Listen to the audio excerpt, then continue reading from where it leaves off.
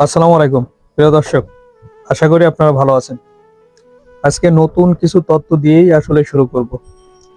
প্রথমে ভিডিওটির থাম্বনেইল দেখে আপনারা বুঝতে পারবেন কর্মচারীরা কিরকম দুরবস্থার ভিতরে দিন যাপন করছে। ছবিটার ভিতরে আমি যে কর্মচারীকে দিয়ে বুঝিয়েছি এই লোকটাকে আপনারা দেখতে পাচ্ছেন, এবং দুই পাশে দ্রব্যমূল্যের যে চাপ সেটাও দিয়েছি, এবং ওই দ্রব্যমূল্যের চাপে কর্মচারীর কি অবস্থা হচ্ছে সেটাও আপনারা বুঝতে পারবেন। নবম পে স্কেল বাস্তবায়ন যদি না হয়, কর্মচারীরা আসলে তাদের জীবনের সব থেকে ভয়াবহতম দিন পার করতে যাচ্ছে। অলরেডি তারা সেই ট্র্যাপে পড়ে গেছে। কারণ বিশ্ববাজারে তেলের দাম কমলেও বর্তমান বাংলাদেশে কিন্তু তেলের দাম বৃদ্ধি। এই তেলের দাম বৃদ্ধি কেন্দ্রিক গাড়ি ভাড়া বৃদ্ধি, প্রতিটা জিনিসের দাম বৃদ্ধি, তরি তরকারি থেকে শুরু করে শাকসবজি, মাছ, মাংস সবকিছুর। কর্মচারীরা আসলে গরুর মাংস খাওয়া তো তারা ভুলেই গেছে, ভালো খাবার খাওয়া তারা আসলে ভুলেই গেছে। কোনো মতে ডাউল ভাত আর শাকসবজি দিয়েই জীবন চালাতে হচ্ছে বস্তিতে থেকে।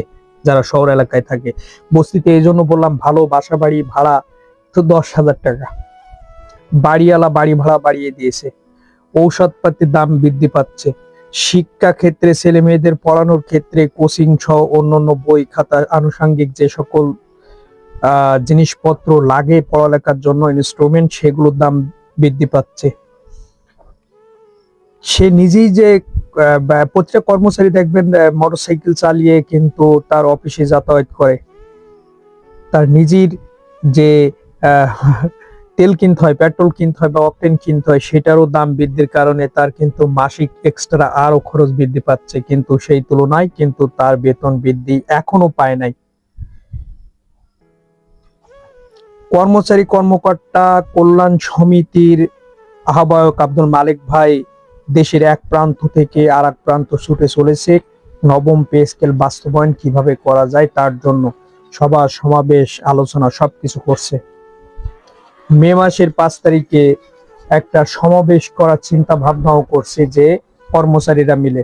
আমি এই ছবিতে শুধু কর্মচারীকে বোঝাচ্ছি, কারণ কর্মকর্তাদের কোনো সমস্যা হয় না, কারণ কর্মকর্তারা ভালো থাকেন সব সময়, তাদের উপরে ইনকাম সহ সবকিছু মিলায়ে তারাই ভালো থাকেন।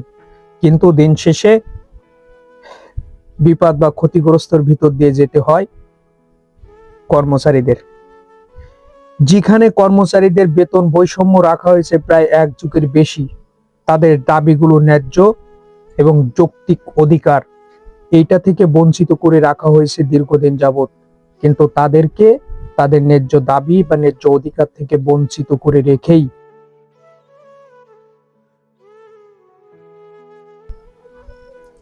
তাদেরকে তাদের দাবি থেকে দমিয়ে রাখা হয়েছে, তাদেরকে বৈষম্যের ভিতরে রাখা হয়েছে।